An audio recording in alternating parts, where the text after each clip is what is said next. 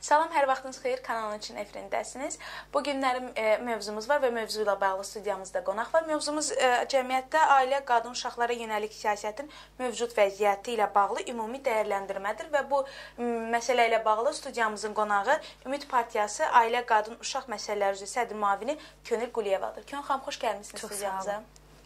Xatırladım ki, qarşıdan 2014-cü il gəlir və ilk öncə bütün izləyicilərimizi yeni il münasibəti ilə təbrik edirik. Eyni zamanda bütün Ümid Partiyası ailəsini də təbrik edirik. İlk öncə belə bir sual vermək istəyirəm Könül xanım.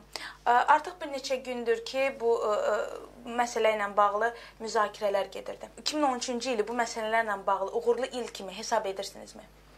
Əvvəla təbrikiniz üçün çox sağ olun. Mən də fürsətdən istifadə edib bugün Dünya Azərbaycanlıların Həmrəyliyi günü və Yeni il bayram münasibəti ilə bütün xalqımızı təbrik edirəm. Dünyanın müxtəlif ölkələrində yaşamasından asılı olmayaraq bütün soydaşlarımızı xoşbəxt, firavan, təhlükəsiz bir həyat yaşamalarını arzu eləyirəm. Arzu eləyirəm ki, hər zaman onlar öz haqları, hüquqları uğrunda daim mübariz olsunlar. Bir-birlərinin problemlərinə biganə yanaşmasınlar. Təbii ki, 2013-cü il daha çox yadda qalan, bütün cəmiyyəti silkələyən siyasi hadisə olan prezident seçkiləri ilə yadda qaldı. Çünki bu seçkilər də müsbət mənada öncəki seçkilərdən heç də fərqlənmədi.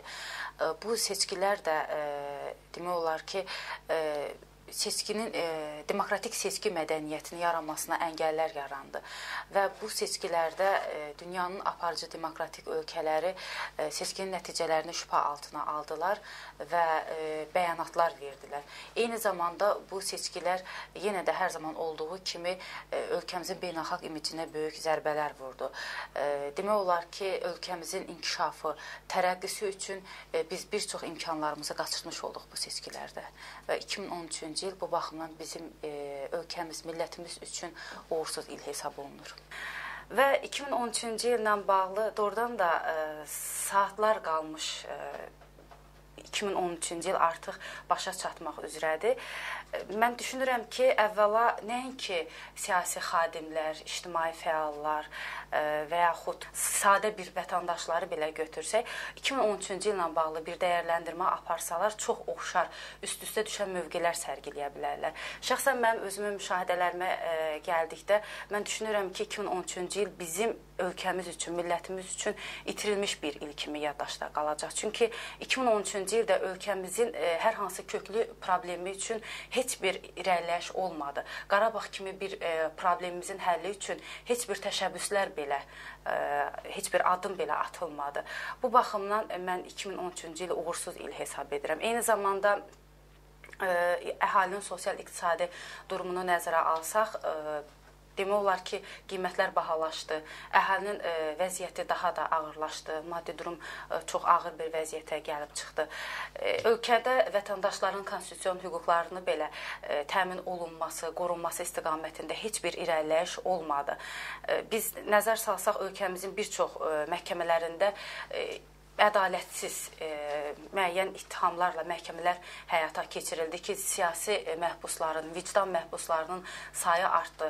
Mülkiyyət toxunulmazlığını nəzərə almadan əhalinin evləri söküldü, dağıdıldı və demək olar ki, demokratikləşmə və islahatlar istiqamətində heç bir addım atılmadı, heç bir irəliləyiş olmadı. Artıq cəmiyyətimiz elə bir pat vəziyyətinə gəlib çıxıbdı ki, biz ölkədə, ümumiyyətlə bütün dünyada baş verəcək müsbət dəyişikliklərə, müsbət inkişafa doğru bir məsələlərə dövlət olaraq biz demək olar ki, reaksiya verə bilmirik və ayaqlaşa bilmirik. Mən konkret olaraq qeyd etmək istəyirəm ki, 2013-cü il bizim ölkəmiz üçün, ölkəmizin inkişafı, tərəqqisi üçün bir çox uğurları itirmiş bir il kimi qəbul edirəm. Könül xanım, bax, bir sıra məsələləri sadaladınız. Amma sizin bu Ümid Partiyasındakı müavinliyiniz, hansı ki, qadın, uşaq məsələləri ilə bağlı. Bəs 2013-cü il məhz ailələrə, qadınlara, uşaqlara yönəlik siyasəti necə dəyərləndirirsiniz?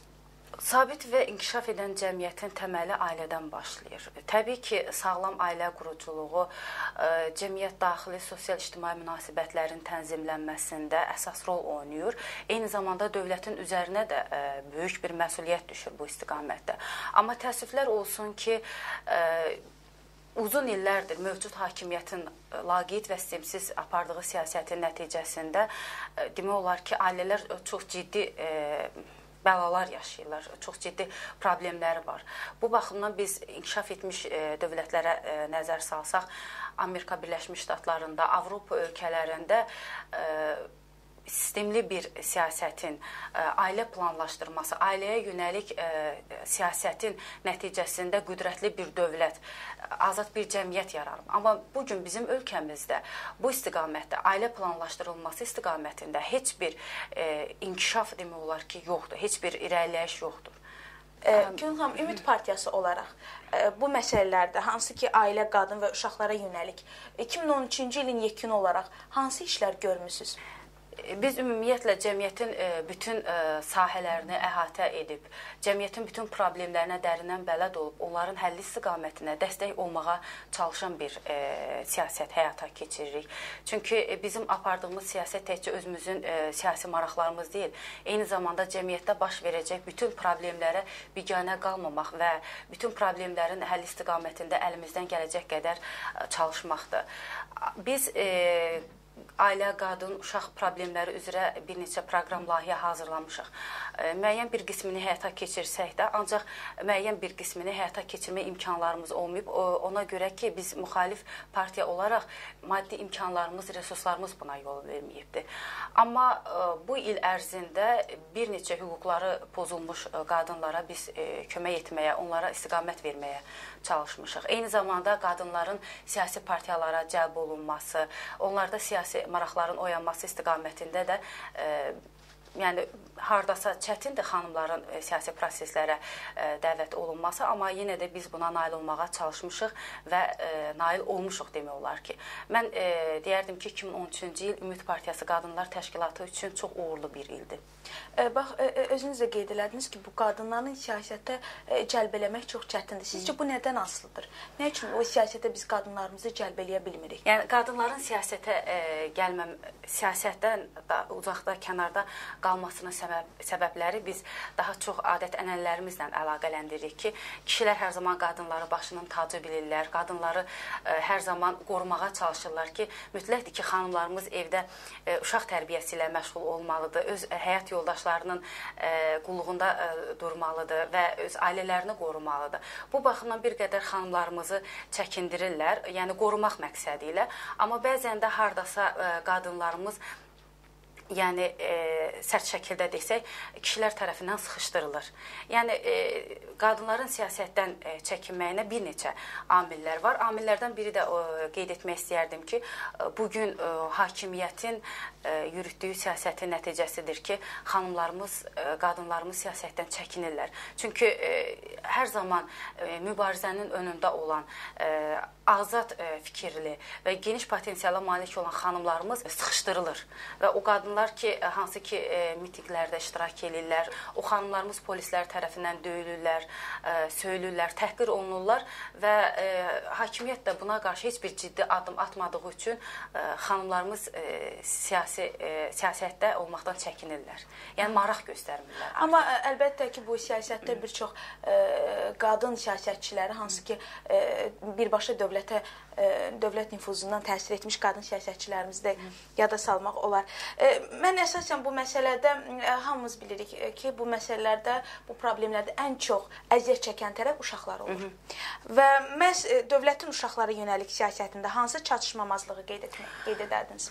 Mən deyərdim ki, dövlətin uşaqlara qarşı siyasəti də elə məhz laqeyd və sistemsiz siyasətinin davamıdır. Çünki uşaqlar hər bir dövlətin xəzinəsidir, ən dəyərli, ən qiymətli xəzinəsi uşaqlardır. Uşaqların sağlığı, onların təhsili, onların tərbiyəsinə dövlətin təhlükəsizliyi kimi baxmaq lazımdır. Çünki bir uşağın fərdi şüurunu, onun tərbiyəsini ailə verirsə, amma onun kollektiv şüurunu, düşüncəsini cəmiyyət verir. Bu baxımdan istər ailələrdə, istər cəmiyyətdə uşaqlara liderlik etməyi öyrətmək lazımdır ki, uşaqlar özlərini qorumaqla yanaşı, həm də cəmiyyəti idarə etməyi, həm də dövlətə sahib çıxmağı öyrənsinlər. Könül xanım, biz bayaq danışdıq bu 2013-cü ildə yekunları olaraq ailələrə, qadınlara, uşaqlara yönəlik siyasətin durumundan. Əsasən burada konkret ailə institutu bu işlə bağlı mövcud durumu necə dəyərləndirirsiniz? Ümumiyyətlə, ailə hər bir yaxşılığın, pisliklərin öyrədildiyi bir məktəbdir. Bu məktəbin məzunları olan gənclər, orta yaşlılar, qocalarla hər gün biz cəmiyyətdə üz-üzə gəlirik. Kimin hansı ailədən çıxmasının, necə tərbiyə almasının, sosial-psixoloji vəziyyətini biz artıq müəyyənləşdiririk. Bu təkcə kasıblara, işsiz insanlara aid deyil, həm də səlahiyyəti olan, vəzifədə oturan varlı insanları da əhatə edir. Yəni, bu hər kəsə aid olan bir məsələdir. Milli, dini, ənənəvi bir tarixi olan xalqın bugün müasir ailə standartlarına xati keçid etməsinə nəzər salsaq, çox ciddi fəsadlar törədibdir. Belə ki, boşanmaların sayı çox ciddi şəkildə artıbdır. Keçmiş zamanlarda kralların belə girə bilməyəcəyi, qala hesab edilən ailələri bugün bir SMS çox asanlıqla dağıdır. Dəbdəbəli toy mərasimindən sonra ailədə yaşanan maddi problemlər və məişət problemləri hörməti, sevgini üstələyir və sonda da yenə də ailədə çox ciddi problemlər yaranır. Bu baxımdan mən düşünürəm ki, gənclərin sosial problemlərini sığortalamaq üçün bizim ölkəmizin kifayət qədər resursları var. Məsələn, ailə kreditləri yaranarsa, o zaman ailə bağları da təmin olunar. O zaman ailədə, gənc ailələrdə xüsusən onların birlikdə yaşamasına təşviq olunması üçün bir sıra amillər yaranar və eyni zamanda sosial-psixoloji problemlər də aradan qaldırırlar. Bununla bağlı ümumiyyətlə siz maarifləndirmə məsələsinə necə baxırsınız ki, hansı ki dövlət tərəfindən də bu qeyri-hökumət təşkilatları olsun və yaxud partiyalar olsun, bu məsələ ilə bağlı hansısa bir maarifləndirici iş görməsi sizcə necə olar? Biz Ümid Partiyası olaraq bu istiqamətdə əlimizdən gələcək qədər maarifləndirmə tədbirləri həyata keçiririk. Amma bu təkcə bizim görəcəyimiz, edəcəyimiz bir məsələ deyil. Bu bütün ölkənin problemidir. Bu bütün ölkənin, cəmiyyətin problemi olduğu üçün tək bir Ümid Partiyası bu problemin öhdəsindən gələ bilməz. Bu baxımdan bütün siyasi partiyalar, təşkilatlar hər birisinin iştirakı ilə maarifləndirmə tədbirləri, ümumiyyətlə dövlət özü bir proqram tərtib etməlidir və hər birimiz birlikdə bu proqramı həyata keçirməliyik. Könül xanım, siz aktiv siyasi fəaliyyətdə olan bir xanımsınız. Ölkə qadınlarına bu qarşıdan gələn 2014-cü ildə nələr tövsiyə edərdiniz? Cəmiyyətimizdəki problemlərin əksəriyyəti daha çox biz qadınların, anaların çiyinlərindədir. İstər sosial-iqtisadi, istər mənəvi, psixoloji. Bütün yükü biz qadınlar daha çox öz üzərimizdə hiss edirik. Amma təəssüflər olsun ki, nə dövlət, nə də bəzi ailələr qadınlara layiq olduğu dəyəri verməyə bacarmırlar.